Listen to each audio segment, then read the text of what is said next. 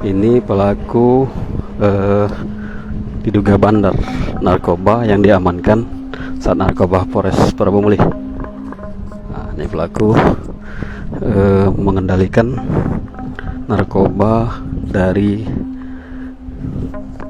lapas. Nah, ini dibawa tim Satres Narkoba Polres Parabumulih untuk dilakukan rilis. Ini pelaku ini lintas kabupaten kota, melakukan di beberapa kota, Muarenim, Pali, dan daerah lainnya.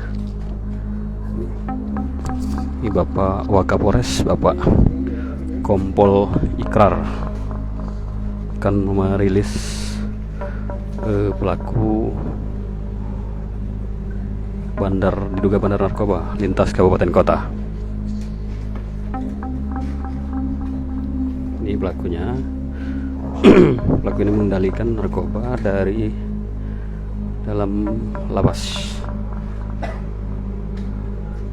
Mata Merah Palembang dan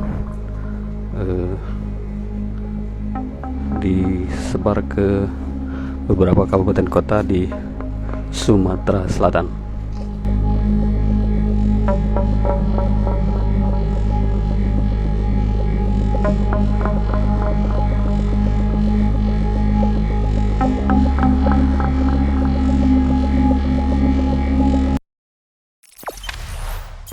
Jangan lupa subscribe, share, komen, dan like ya.